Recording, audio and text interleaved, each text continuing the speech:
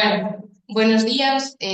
Yo soy Lorena González, residente de cuarto año de digestivo, y junto con Patricia Casquero, mi compañera del segundo año de endocrinología, os traemos esta sesión sobre esteatosis hepática asociada a disfunción metabólica. ¿Qué es el MASLD? Pues consiste en el esfuerzo de almacenamiento de grasas a nivel hepático en presencia de uno o más factores de riesgo cardiovascular. ¿Y por qué es importante y la traemos hoy a esta sesión? Pues básicamente por su prevalencia. Tiene una prevalencia que a nivel global ronda el 40% y su incidencia está en aumento. Como podemos ver en el mapa, aunque los datos son de 2019, en zonas como en Latinoamérica o Norteamérica la prevalencia ya rondaba el 40%. Y el otro motivo por el que es importante es porque es una patología silenciosa, que no da clínica hasta estadios más avanzados de la enfermedad. Por eso es importante sospecharla y manejarla a tiempo. Como vemos, en cuanto a la historia natural, podemos pasar de una esteatosis simple de forma mantenida, hasta en el 40% de los casos pueden desarrollar una esteatopatitis, es decir, una inflamación debido al acúmulo de grasa. Y esto, mantenido de forma crónica, puede llevar al desarrollo de una cirrosis o incluso un hepatocarcinoma. Como vemos en el esquema, hay un punto de retorno, que sería la esteatopatitis, que si actuamos de forma adecuada sobre ella, podemos regresar a un estadio de esteatosis simple o incluso a un hígado sano. En cuanto a las causas de mortalidad, como vemos en este gráfico, los pacientes con MASLD se mueren sobre todo por patologías cardiovasculares y no tanto por la propia enfermedad hepática. En cuanto a la fisiopatología, esta es muy compleja, muy heterogénea e involucra múltiples vías patogénicas, como veis en el esquema. Y bueno, es muy compleja, por lo tanto no me voy a detener en ella, sino daría para otra sesión. Involucra vías como pues, la diabetes, la obesidad, la resistencia a la insulina o la disfunción de la microbiota. De todas ellas, destacar sobre todo la diabetes tipo 2 y la obesidad, que son las que más van a influenciar en la evolución natural de la enfermedad. En cuanto al diagnóstico, ¿cómo lo vamos a diagnosticar? Pues básicamente ante la presencia de esteatosis hepática, ya sea por pruebas de imagen o por una biopsia, y la presencia de disfunción metabólica, que consiste en la presencia de al menos un factor de riesgo cardiovascular, como sería pues, el sobrepeso, la obesidad, la prediabetes o la diabetes tipo 2, la hipertrigliceridemia o la hipertensión. Todo ello descartando razonablemente otras causas de esteatosis, como serían pues, el consumo de alcohol, la enfermedad de Wilson o la enfermedad celíaca. Como vemos, la biopsia hepática no es imprescindible para el diagnóstico y quedaría relegada a aquellos casos más dudosos. Este es un algoritmo que proponen las guías para el diagnóstico diferencial de la esteatosis. Ante un paciente en el que diagnostiquemos una esteatosis hepática, ya sea por imagen o por biopsia, lo primero que deberíamos hacer sería estudiar su perfil cardiometabólico. Y en caso de que cumpla criterios de disfunción metabólica, como veíamos en la tabla anterior, debemos valorar su patrón de consumo alcohólico, que en caso de que sea un consumo alcohólico no muy importante, que se considera pues, menos de 20 gramos en mujeres o menos de 30 gramos al día en hombres, pues ya tendríamos el diagnóstico de MASLD. En cuanto a la detección de fibrosis, pues una vez que hemos diagnosticado a nuestro paciente de MASLD, el siguiente paso y el más importante es conocer en qué estadio de la enfermedad está, es decir, qué grado de fibrosis hepática tiene. Y esto podemos hacerlo básicamente de dos formas. O bien mediante test no invasivos que están al alcance de todo el mundo, que son scores que utilizan distintos valores analíticos y clínicos del paciente y que están disponibles pues, simplemente buscándolos en Google. Nos dan unos valores conforme los cuales pues, los pacientes se van a clasificar en alto o bajo riesgo de fibrosis hepática avanzada. De entre ellos destacar sobre todo el FIB4, que es el que mayor aplicación tiene en la práctica clínica diaria y presenta un alto valor predictivo negativo para descartar fibrosis hepática avanzada. Y por otro lado, tenemos las técnicas de imagen, que de entre todas las que hay, voy a centrarme solo en el FibroScan, que es este aparato que tenemos aquí, Es un aparato de ultrasonidos que lo que hace es emitir unas ondas que se transmiten a través del tejido hepático y nos va a devolver unos valores que informan acerca de la fibrosis, el grado de fibrosis que tiene el hígado. Nos da unos valores en kilopascales que para el MASLD a partir de 8 se consideraría una fibrosis avanzada, F3, F4. Y ya para terminar con mi parte, este algoritmo que proponen las guías para la detección de fibrosis básicamente nos dice en quién debemos buscar fibrosis, pues en pacientes con diabetes, pacientes con obesidad y más de un factor de riesgo cardiovascular, pacientes que tienen alteradas las enzimas hepáticas persistentemente o simplemente pacientes a los que detectamos esteatosis hepática por una prueba de imagen.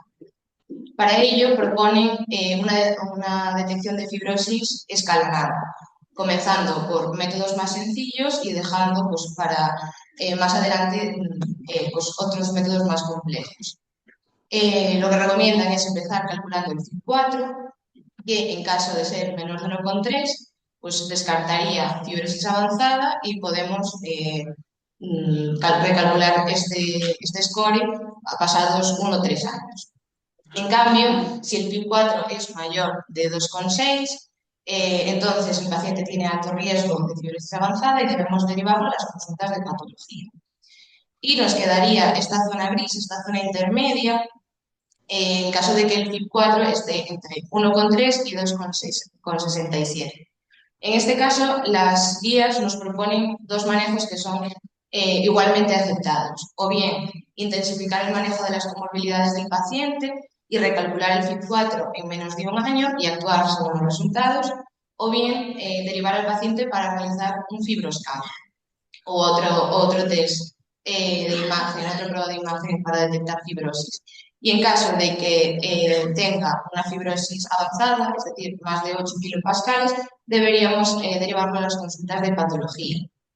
Y por último, pues, señalar que estos puntos de corte del FIB4 están establecidos para pacientes menores de 65 años. Para mayores de 65 años, el punto de corte inferior es de 2. Y ya os dejo con mi compañera Patricia, que os va a hablar del tratamiento.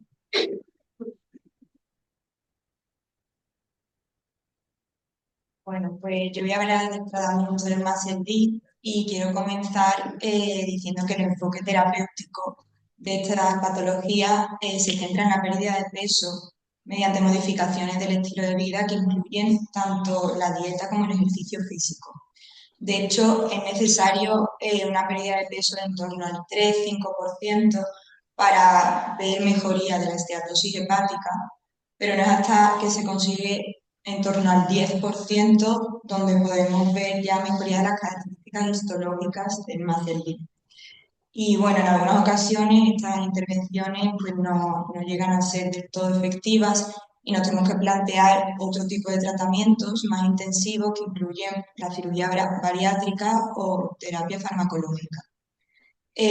A la hora de fijar unos criterios en la evaluación de los resultados del MASLD tras los diferentes tratamientos, hay dos aspectos que tenemos que tener en cuenta y evaluar de forma prioritaria y que van más allá de las alteraciones bioquímicas del perfil hepático, que son, por un lado, la resolución de la esteatopatitis y, por otro lado, la mejoría de la fibrosis.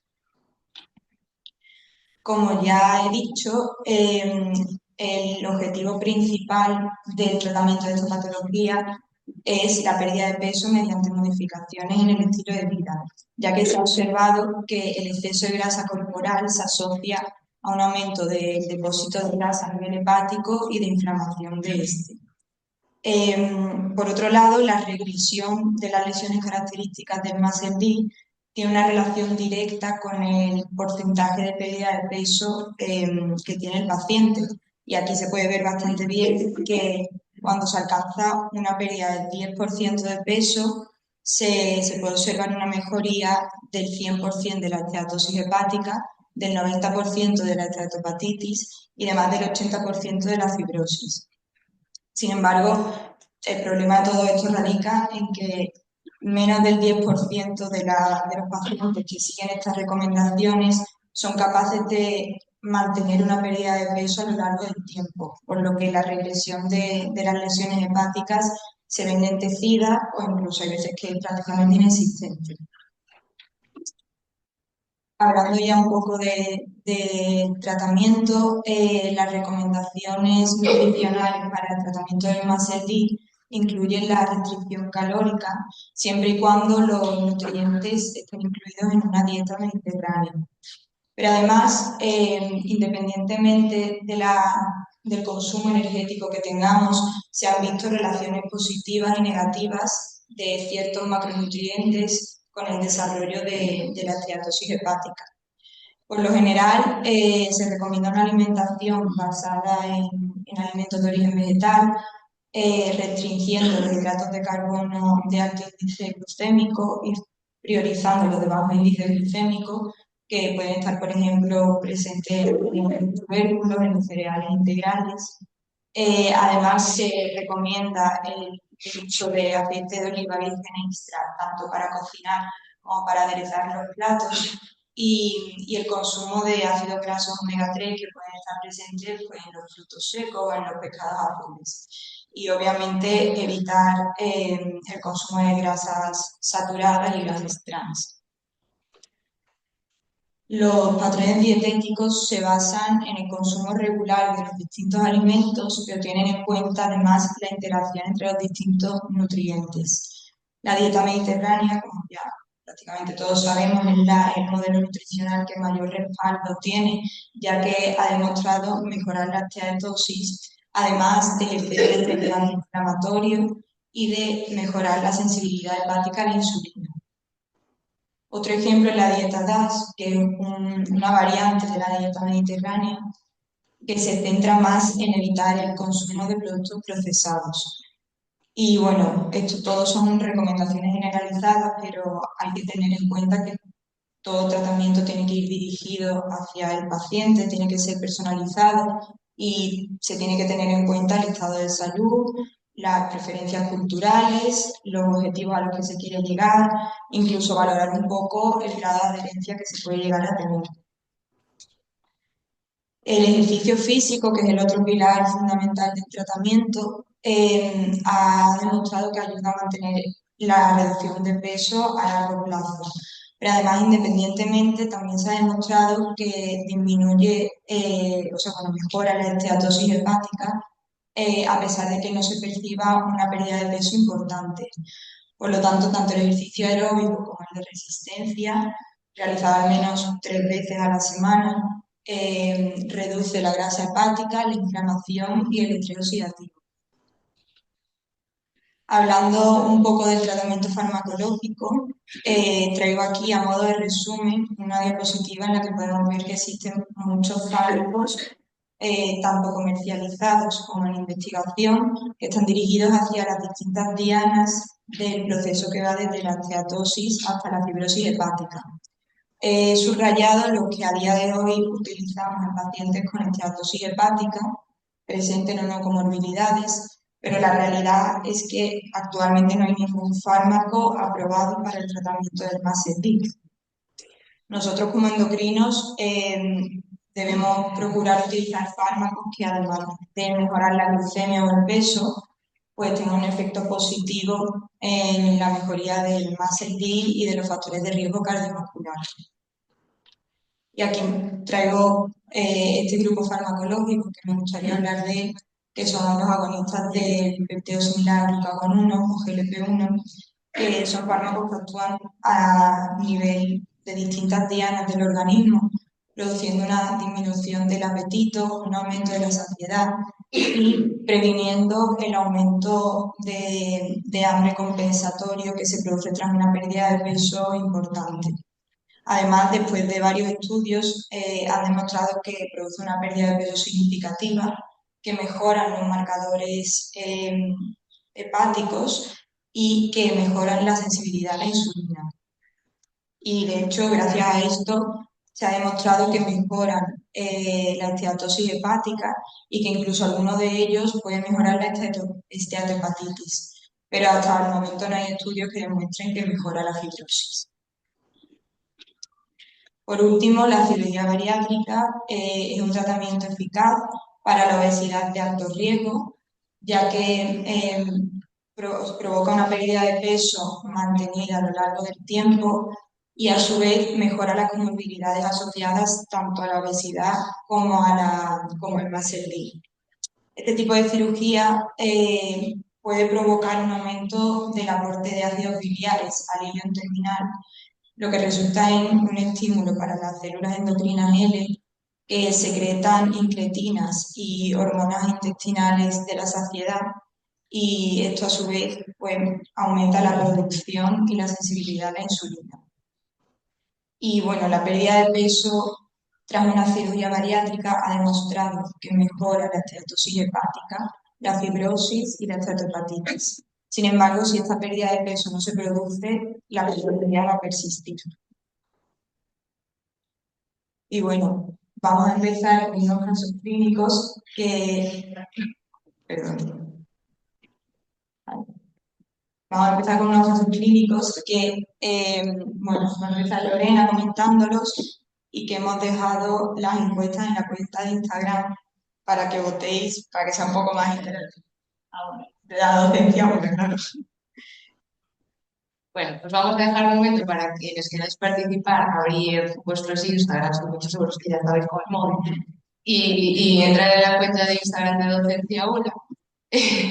Y desde ahí podéis votar pues, la respuesta. Vamos a empezar con el primer caso clínico. Se trata de una mujer de 57 años con diabetes, hipertensión y dislipemia, a tratamiento con metformina, enalapril y atorvastatina, con un IMC de 32, que tiene una analítica con un ST de 38, una LT de 58, un colesterol total de 230 y una hemoglobina glicosilada de 7,2. Entonces, la pregunta sería, ¿qué harías?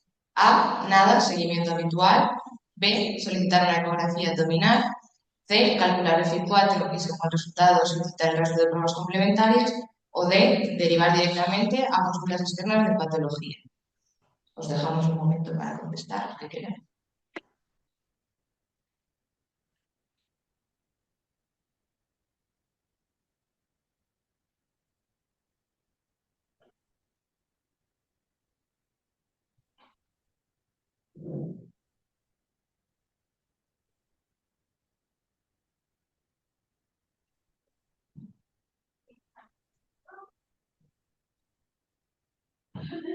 Vale, bueno, pues habéis acertado la mayoría, efectivamente, pues calcularíamos el PI4, que en este caso nos daría menor de 1,3 con bajo riesgo de fibrosis, y haríamos seguimiento y cambios en el estilo de vida y podríamos recalcular el PI4 en 1 o 3 años.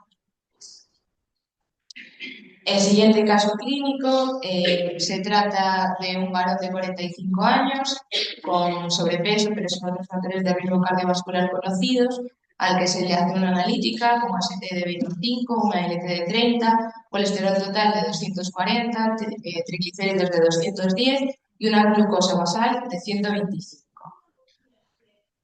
Lo mismo, ¿qué haríais? ¿Lo estudiaríais? A, no haría nada. B, sí, por el perfil metabólico, sobrepeso, hipertrigliceridemia, glucemia basal alterada. C, solo si tiene alteraciones en la ecografía. O D, solo si tiene hepatomegalia palpable. Os dejamos un momento para contestar.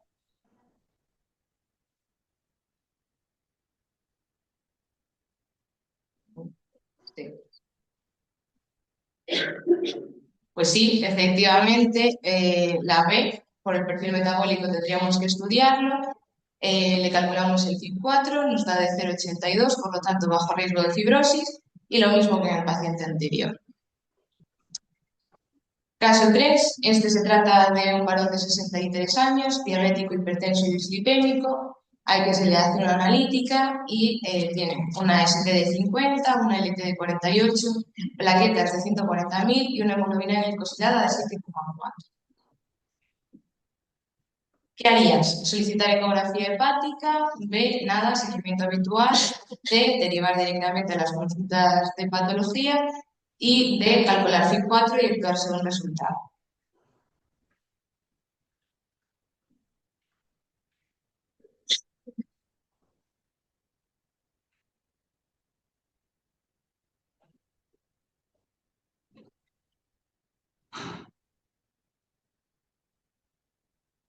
Vale, pues oh sorpresa, otra vez FIB4, si lo calculamos, nos da de 3,25 en este caso, alto riesgo de fibrosis. Un paciente que a priori parecería similar a los anteriores, entonces debemos derivarlo directamente a las consultas de patología.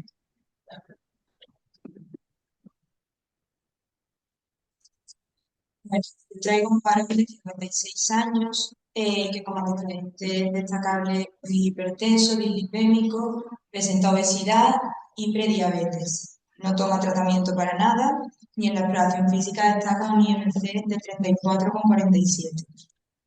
Analíticamente tiene una alteración del perfil hepático con una ST de 84 y una LT de 113 y un colesterol total de 297 con un LDL de 188 y una glicada de 5,2.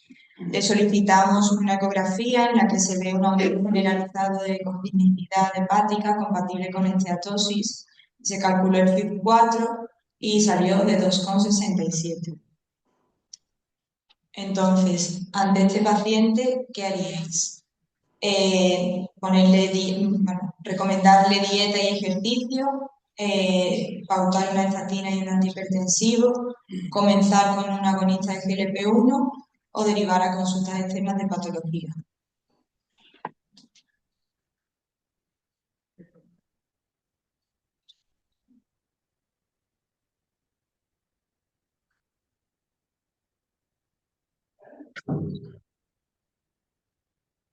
Bueno, eh, claramente con este paciente tenemos que abordar todos los problemas que tiene. Por un lado hay que dar tratamiento para la obesidad y con ello para la esteatosis hepática, pero además tenemos que tratar todas las comorbilidades y los factores de riesgo cardiovascular que tiene.